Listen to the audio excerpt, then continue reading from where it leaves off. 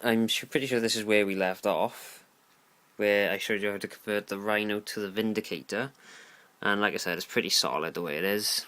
Excuse the fact it's not painted, but I'm not much of a painter at the moment. But so anyway, right now I shall show you how to convert the Vindicator to the Predator now. And of course we'll have to reuse some of the Rhino bits, but you know, Rhinos and Predators, there's not a lot of a difference between them apart from the guns. So let's get underway.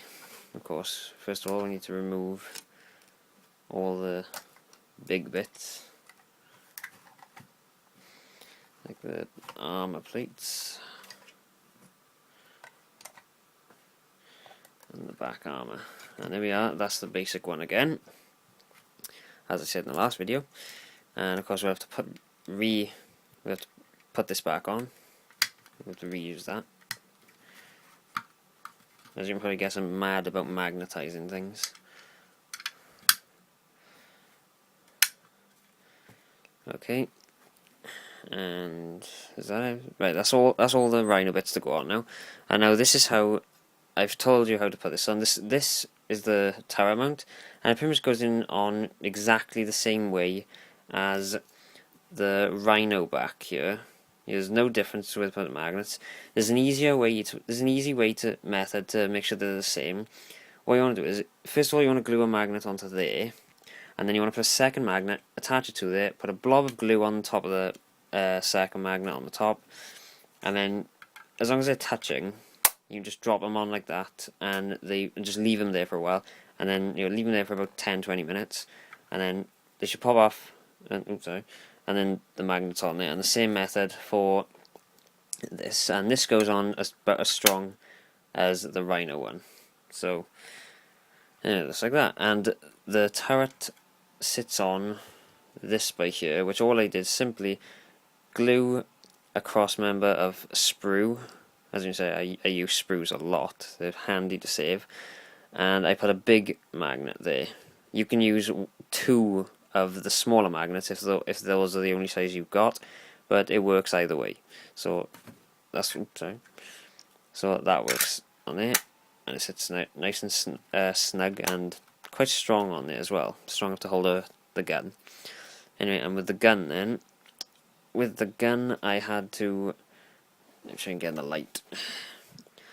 With the gun, I pretty much glued a cross member across that one as well, and because I had to use 2 of the big mags, I had to use another bit of sprue in both the corners to kind of like prop it up a bit, so it didn't. Because before when I did it, it didn't really sit that well on here. It was quite raised, so I did that, and now it sits perfectly to it.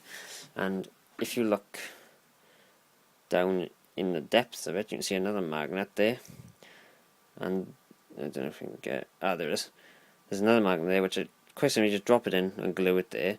That is to support the ammo crates. And the way I did these, you notice there's no magnet on these. The magnet is inside them. You may have to dig a bit out in them if the magnet's too big, but the magnet is basically right behind. The magnet is basically right behind this little wall by here, and it sticks on quite well. So you see, put that on, and the magnet's right behind there, and it goes on like that. And of course it wiggles about a bit, but it stays on strong enough, in a match. It's not meant to be played with, are they? Not like kids anyway. Anyway, right, and now for the guns. Now the guns, oh yeah, I didn't mention that. For the guns, basically, I use a bit of green stuff to strengthen it, but basically just glue magnets into the holes there. You may have to drill them out a little bit, or just shave a bit out of the holes.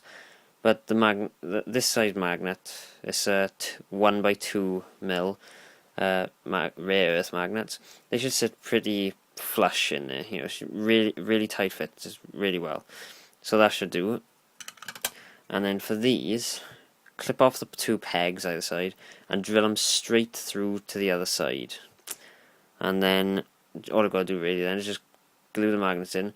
Make sure though that you got the magnets the right way round, because if you mess it up and they repel each other, it won't work well. But of course, these have been done correctly, so this just slots in like that there, and a nice added feature, the gun can go up and down, and another added feature of the other gun, the gun mount one, is spins like that, which everyone likes that feature. It's great. And of course I've done the same with the autocannon, which sits on like that.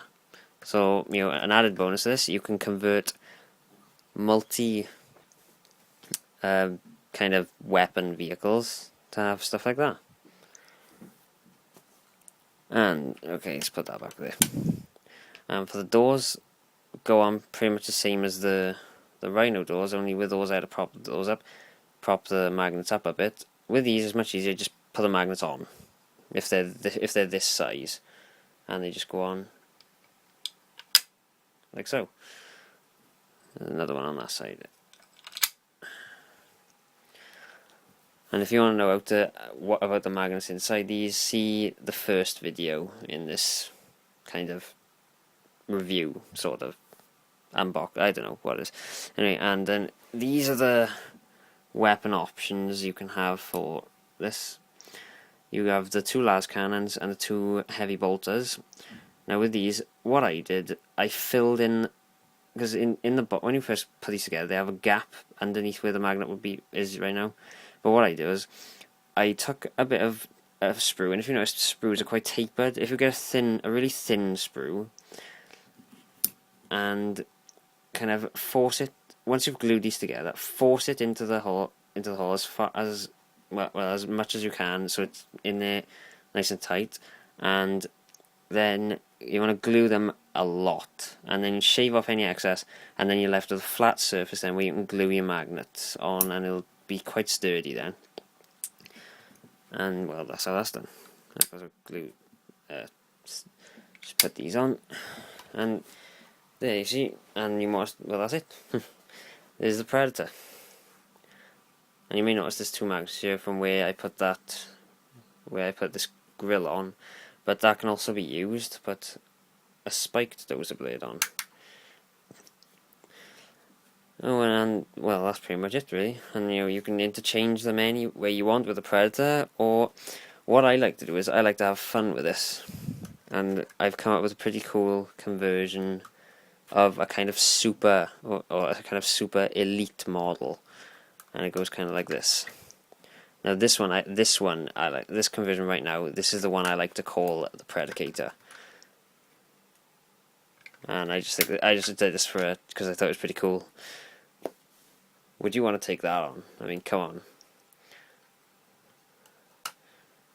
on. No one can say that is not like the most badass tank you've ever seen. You just move these out of the way. And that is the Predacator. So, I guess that's the end of this video now, really. This has been my review of my own little magnetic conversion idea of the Predacator. And like I said in the last video, it all starts off with either two boxes, Vindicator and a Predator, or one of them, either one, and the spare bits needed to make the other conversion. But of course, this has other applications as well. There's a kit in Forge World I've seen for making an extra armor Rhino. Now you don't need to. Through this, there you have it. Through this kit, through this method, see, an extra armor Rhino. Simple. So look at that, you can even upgrade your Rhinos in any way. And of course, a dozer blade. A cooler looking dozer blade than the spiked one, but there it is. Anyway, and that's been my review of the Predacator. Any questions you have about it, or any tips you want me to give you, I'd be happy to give them to you. Leave your comments in the comment section below, and happy modelling.